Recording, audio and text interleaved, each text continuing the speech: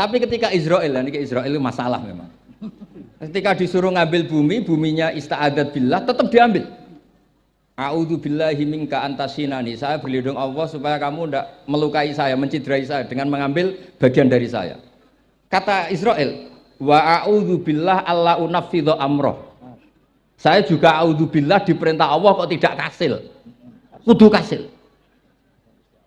Lah saya tidak tahu yang benar istilahnya Jibril apa istilahnya Israel.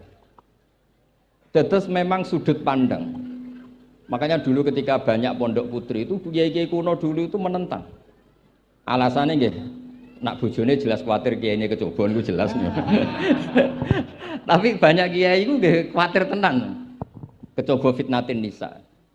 Tapi ketika logikanya dibalik, apa kamu ridho para perempuan-perempuan muslimat itu tidak dapat pendidikan apa? Agama. Hanya karena orang soleh tidak punya nyali, tidak punya peduli mengajar. Tapi kita saged diwalik. Ustaz-ustaz sing imane pas-pasan niku kowe ridho nak kecoba. Sampeyan milih mana? Ridho kecoba apa ridho bodoh? Nah, logika-logika usul fikih ini yang kemudian dipakai Wali Songo. Dipakai Wali Songo kemudian membiarkan sekian tradisi yang insya Allah itu salah sebetulnya. Tapi tidak sebanding dengan asmane Allah Subhanahu wa taala. Misalnya begini. Nggih niki dirungokno mawon. Sampeyan ra paham mboten napa-napa. Sampeyan nak ra paham wis anggap ae tawadhu. Sepantese wong awam yo ora paham. Nak paham dadi kiai. Terus biasa mawon sampeyan nak ra paham aja tersiksa. Umpamane jenengan mboten kiai kok kon paham. Nah sampeyan pinter kados kula mestine ora ngrungokno, semangate hasud. Terus rivalitas mergo. Nah, cara Mbah Mun nak cerita ngoten, dhisik ke zaman bodho iku angger kiai mbok cucuk. Bareng padha kiai niku koyok saingan. Niku pun sunatullah ndak bisa dihindari niku pun sunatullah. Terus kembali lagi ke logika usul fikih. Niku dipakai oleh Wali Songo. Ngeten ada cerita ini rungokno nonton. Itu sudah saya cek di beberapa riwayat termasuk di Musnad Imam Ahmad. Ada orang, ini bukti teorinya Wali Songo itu benar. Wonten tiyang gadah kesalahan. Niku dokumen kesalahan niku maddul basar sepanjang mata melihat. Wes ngoten jumlahnya 99 bok. Kayak apa banyaknya? Per bok maddul basar sepanjang mata nopo melihat. Ketika dia ditanya Allah itu kalau tanya demokratis. Adzolamat kakatabati. Jangan-jangan malaikat saya sentimen. Kalau kamu jelek ditulis, kalau baik enggak. Enggak Gusti. Afalaka ujurun. Jangan-jangan kamu saat salah itu punya alasan. Enggak Gusti, ya memang salah. Tapi kata Allah, sudah kamu tenang saja. Kamu punya ini. Itu hanya satu box. Ya kira-kira kayak tempat jam tangan itu. Enggak, kamu punya ini, cukup ini. Terus malaikat tanya, Ya Allah, apa artinya, apa ngefek itu kalau ditimbang dengan kejelekan sebanyak itu dengan satu box jam? Orang ini juga bilang, Gusti, sudah tidak usah ditimbang, nggak ngefek, itu pasti kalah. Tapi setelah ditimbang menang yang satu box kecil tadi. Karena di situ adalah la ilaha illallah Muhammadur Rasulullah. Jadi malaikat diancam sama Allah, kamu berani tidak mempertimbangkan nama saya? Apapun banyaknya box itu dosa itu tidak saya. Kalau ini la ilaha illallah itu nama saya. Kamu berani tidak mempertimbangkan nama saya? Ya tidak berani Gusti, ya harus dimenangkan. Nah itu. Semalahnya kalau pengajian ini ya ono istilatur rijal wan nisa, tapi baru kayak ngaji di sepuro. Ya aja muni halal tapi ya aja muni terus gak ono faedahe. Di sepuro insyaallah. Karena kalau nuruti harus steril halal itu kayaknya tidak bisa. Terus di situ ditutup fala yaskulu ma asmillahi taala syai'un. Dibanding asmane Allah taala sesuatu itu tidak ada nilainya. Pasti menang Allah taala. Sehingga banyak ulama ngendikan kowe nak berdosa, bersalah maca iki-iki. Dan kalau Anda dosa misalnya catatannya satu box terus di bawah ada astagfirullah, malaikat ditanya sama Allah, kamu berani tidak mempertimbangkan nama saya disebut di situ? Nah saya ini ribuan orang yang ngundang, saya berani mengabaikan. Bareng ana wong ngaku mbah ya mbah tenan wae. Ya terus ngoten, kowe wani gak mempertimbangkan Gustofa sing mantune Mbah Maimun.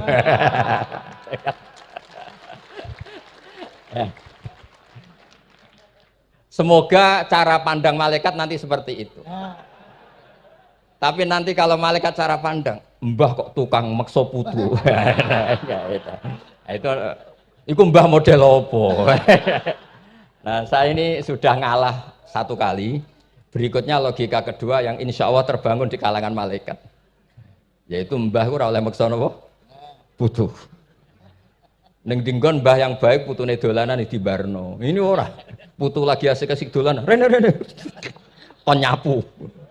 Itu udah jenis mbah yang baik. Nah ini pentingnya ngaji. Kalau nate ditanya sama seorang dosen, Gus, masa iya Quran yang katanya mutu semutu-mutunya, kemudian ada ayat kulu washrobu.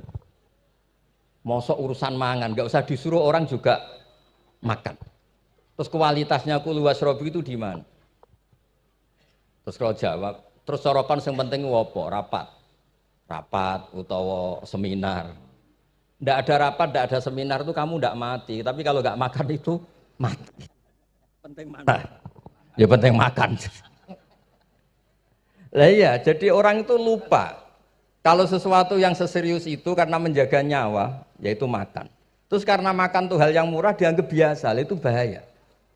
Sehingga sebetulnya yang kita bisa jadi wali lewat hal-hal keseharian ndak bisa jadi wali karena tadi.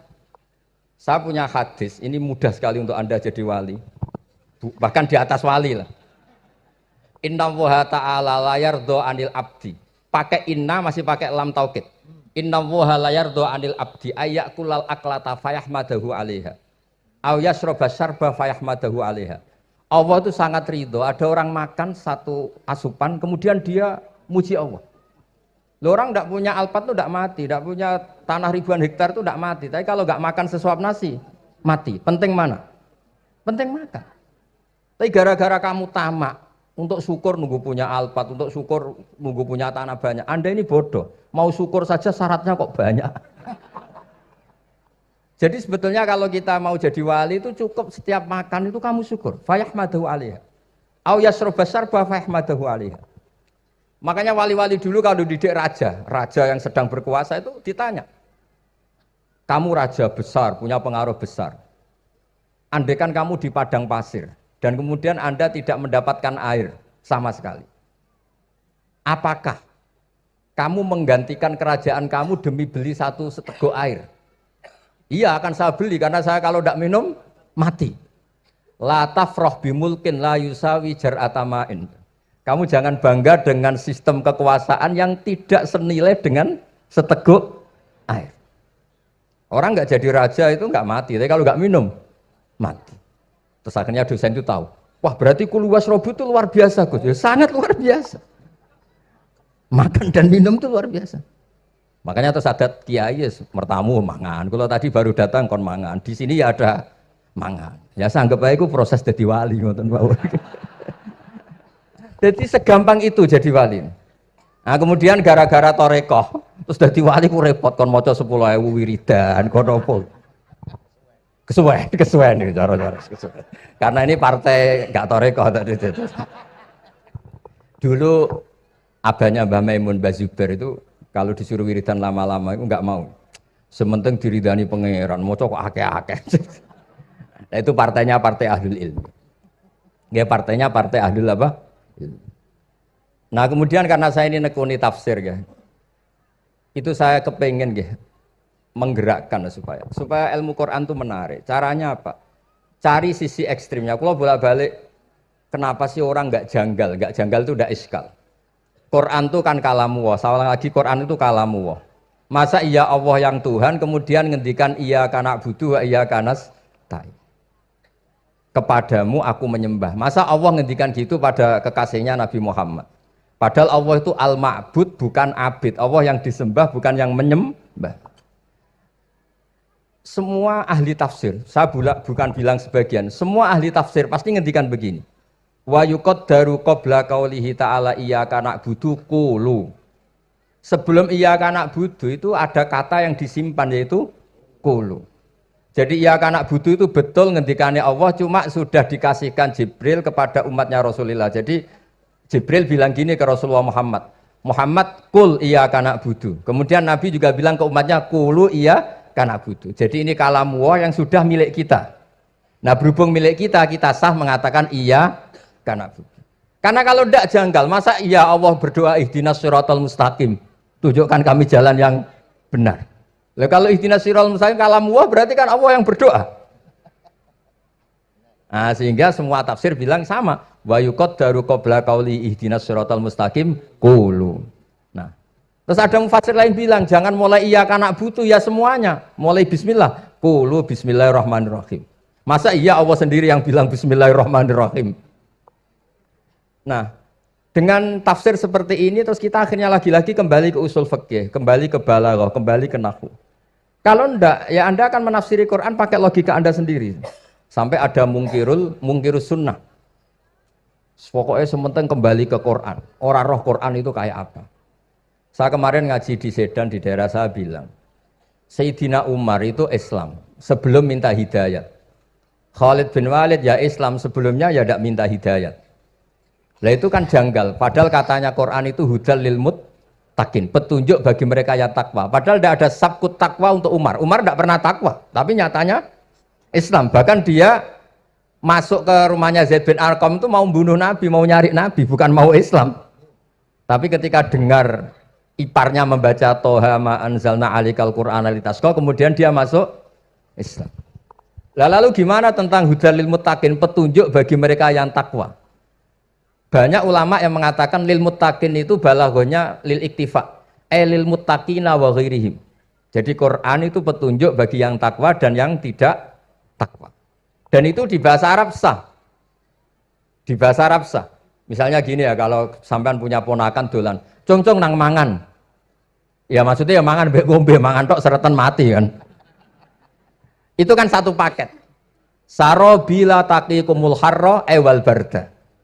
Pakaian yang melindungi dari panas, di situ enggak disebut wal barda, tapi artinya juga wal barda.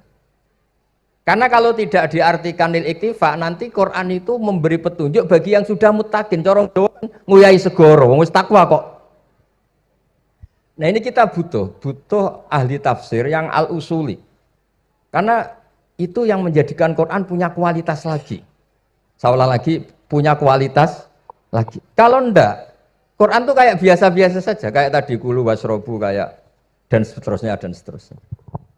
Jadi kalau suwun barokahnya hormat sama orang alim kados Ki Akil, Ki Siras dan tenaga keluarga mriki. Orang menghidupkan logika ilmu lagi. Jadi kalau seneng lah nak dalam Gusmus ahli ilmu mboten krana niat fakir mboten. Biar sampean ngerti lah kalau ngadepi ahlul ilmi itu pun mboten level. Ahlul ilmi itu kalau punya logika itu tidak bisa dibantah. Saya beri contoh sekian contoh yang nyata yang diajarkan Rasulullah SAW. Nabi itu pernah mau dipermalukan orang karena Nabi ngendikan la adwa wala tiarata, tidak ada penyakit menular. Terus ada orang iseng kok onta yang kena kudisen itu dijejerkan yang waras ikut kena kudisen. Terus orang ini tanya, ya Rasulullah ini tadi sehat, tapi kena onta yang kudisen ikut kudisen. Nabi tanya lagi, faman a'dal awal, yang kudisen pertama ketularan siapa? Wah itu dari Allah ya, maksud saya seperti itu. Lantas kalau suwun lah ngaji usul fikih yang serius karena itu menjadikan kita bermartabat. Kulo niku sering lepas jenazah tangga-tangga kulo nggih penggene delok TV, nak bengi nggih ngelamun, ngayal sugih, kadang yo ngapalo tikus sing liwat dhuwure saking ora ana penggawean. Tapi kulo nang lepas jenazah ini orang baik. Sampai bojone protes, "HP opo lho Gus, angger bengi iku mau ngelamun ngitung tikus liwat, ngitung apa itu." Terus kulo matur, ngitunge aja ngono, ngitunge tarokal ma'asiyah. Wong ning omah itu artinya tidak dugem, tidak melakoni maksiat. Itulah yang menjadikan usul fikih itu ilmu yang sangat terhormat. Coba kalau Anda jadi pakar usul fikih kayak saya, mengkaji betul usul fikih. Orang tidur semalaman jangan bahasakan tarokat tahajud, wa tarokal witro, wa taroka qiyamal lail. Tapi bahasakan taroka zina, wa tarokal ghibah, wa taroka kada wa kada minal ma'asi. Keren buatan? Keren. Kalau kamu udah ahli usul fikih maka kiai kok amen turu. Kiai kok guyon suwengi.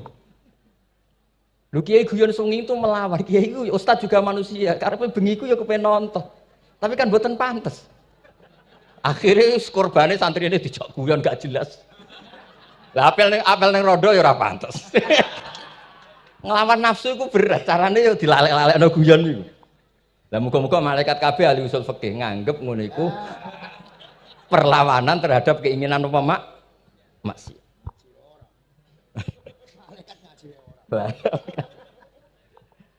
Makanya itu disebut di kitab usul fikih Tanghubul Usul itu izma min mubahin illa wa yatahaqqaqu bihi tarku haramim ma. Fa'il yalzamu minas sukun tarkul qatli wa minas sukut tarkul ghibah. Tidak ada sesuatu yang mubah kecuali saat Anda lakukan, saat itu juga Anda meninggalkan keharaman. Maka sebetulnya mubah ini punya nilai yang luar biasa yaitu tarkul haram atau tarkul ma'asi. Jadi sawangane sampean nang omah kukar-kukur, mlebu metu, kukar-kukur meneh, mlebu metu, bariku turu angop, ngorok. Nah, semoga malaikat ini al-usuli sehingga ngitung itu hadza tarokal ma'asiya kullaha. Hebat. Ini orang yang tinggal napa? Maksiat. Saya nak malaikat itu jenis rada ekstrim. Alumni kempek, suwengi ra tahajud ora witir, ku alumni opo? Mulane kalau niku ngaji usul fikih terus supaya diperdengarkan ke malaikat. Supaya teorinya pakai usul napa? Fikih. Jadi kalau melihat kita melakukan mubah niku dihitung tarkul napa? Ma'as. Jadi ada terus orang-orang kafir itu cara berpikir aja alal alihata ilaha wahida inna hadalah syai'un ujab. Muhammad ya tentu mereka masih jangkar. Muhammad problem kita ini banyak. Kalau Tuhannya satu tidak cukup. Ada problem kredit macet, ada problem macam-macam kan. Utang piutang macam-macam. Kalau Tuhannya satu tidak cukup. Kita butuh Tuhan banyak karena problem kita banyak. Lalu Nabi mengajarkan mereka apa logika yang dibangun. Kalau kamu jadi buruh, kemudian majikan kamu banyak, semuanya merintahkan kamu bingung enggak? Ya bingung. Tuhan kamu itu majikan kamu, kalau banyak-banyak perintah semua kamu yang bingung. Ya sudah mat Tuhannya satu saja. Itu disebut dorobawa masalah rojulan fihi syuraka umutasakisuna warojulan salamal lirrojul. Nah, sekarang itu kita ini mulai kehilangan fatonahnya Rasulullah SAW. Nabi dulu itu kalau nerangkan ilmu, itu logikanya gampang sekali. Logika yang dibangun itu gampang sekali. Ada orang cerita, ya Rasulullah saya ini ada sekian anak saya, yang paling saya cintai satu. Apa saya boleh melebihkan yang paling saya sayangi dalam pemberian? Nabi jawabannya itu tidak langsung jangan enggak. Apakah kamu berharap bahwa mereka semuanya baik ke kamu? Iya, semuanya saya ingin baik ke saya. Ya kalau gitu jangan. Kan tidak fair kita mengunggulkan yang satu, melebihkan yang satu, sementara kita berharap semuanya baik. Itu tidak fair kata Nabi. Jadi dulu Nabi itu, terus ini yang cerita fikih. Dulu Ahlul Madinah itu mangga, itu masih pentil sudah dijual. Pentil dijual harganya 2 juta. Masa iya pentil harganya 2 juta? Karena dengan asumsi sudah jadi mangga. Tapi ketika Nabi datang di Madinah dan penduduk Madinah itu abkhosna sikailan, orang paling buruk dalam pertimbangan dalam jual beli. Nabi cara ngendikan itu unik. Ara'aitum law anna waha yamna'us samra fabima yastakhillu ahadukum mala akhi. Kalau pentil ini ternyata kena angin terus kemudian tidak jadi buah, lalu kamu nerima uang 2 juta itu atas nama apa? Atas nama beli pelem, nyatanya belum jadi mangga. Mosok kalau pentil seharga 2 juta. Semenjak itu terus Ahlul Madinah sadar kalau jual buah itu nunggu ba'da buduwi solahiyah, setelah samroh ini berbentuk. Tapi Nabi tetap ngendikannya pakai logika. Nah sekarang banyak kiai yang sidik-sidik neraka. Sebenarnya Nabi itu ngajari logika. Ada pemuda dia itu hipersek, mau masuk Islam tapi tetap boleh bebas. Saya ini ingin Islam tapi jangan larang seks bebas. Wah itu sahabat semuanya melarang ketemu Nabi karena ini ngawur betul, masa pamit Islam kok. Tapi setelah gaduh, Nabi tanya, kenapa gaduh? Ada pemuda mau masuk Islam tapi yasta'izinu fi zina, dia minta izin supaya tetap boleh zina. Kata Nabi, suruh saya ke sini. Setelah datang di depan Rasulullah, logika yang dibangun Nabi itu luar biasa. Atuhibbuhu li bintik. Kamu suka punya anak putri kemudian jadi demenannya orang laki-laki hidung belang. Ya enggak, saya bunuh orang itu. Andaikan itu ke ibu kamu, saya bunuh orang itu. Atuhibbuhu li bintik, atuhibbuhu li ummik, atuhibbuhu li ukhtik, atuhibbuhu li kholatik. Kamu suka punya anak putri yang jadi demenannya orang? Ya tidak suka ya Rasulullah. Kamu suka kalau punya ibu didemeni orang banyak? Ya tidak suka Nabi. Sampai otaknya itu yastakbihu zina. Sehingga otaknya itu, wah zina itu buruk betul. Akhirnya ya Rasulullah sudah, saya mau se-Islam tanpa zina-zina. Karena logika yang dibangun Nabi itu luar biasa. Nabi pertama mengingatkan, atuhibbuhu li bintik, atuhibbuhu li ummik, atuhibbuhu li ukhtik, atuhibbuhu li kholatik. Sampai dia ini nggak bisa apa-apa. Sudah Nabi, sudah. Jadi logika ini yang harus kita waris. Lagi-lagi kembali yang bisa waris itu ahlul ilm. Sama itu kan kayak diskusinya Nabi Yahya dan Nabi Isa. Nabi Yahya itu suka berkawan orang-orang soleh. Setiap berkunjung di mana itu nyari yang orang-orang soleh. Ditanya kenapa kamu berkawan orang soleh? Ya berkawan orang soleh itu asik. Tapi kalau Nabi Isa enggak. Kalau ada desa-desa yang masih hitam, masih merah itu dikunjungi, kemudian dibina. Ditanya sama Nabi Yahya, lima anda tanzilu ala syirarin nas. Kok kamu kumpul orang-orang yang kayak gitu? Jawabnya beliau, innama ana tabibun udawil mardo. Di mana-mana Nabi itu ya dokter. Di mana-mana dokter nyembuhkan yang sakit. Jadi dulu logika kebalikan itu dibangun, sehingga dulu ulama khilaf itu ikhtilaful a'immah apa? Rahmah. Masyhur itu. Saya sering cerita dan itu ada di kitab Khilyatul Auliya. Nabi Yahya itu lebih ceria.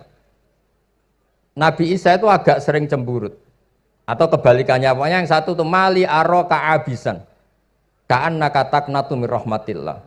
Kamu kok sering cemburut, seakan-akan rahmat Allah itu terbatas, wong kok ra iso syukur. Yang satu gojlok, mali aroka dohikan ka'annaka ta'manu mim makrillah. Kowe kok guya-guyu, kok is bebas kok neraka wae gitu. Ya ngoten mawon, assalamualaikum warahmatullahi wabarakatuh.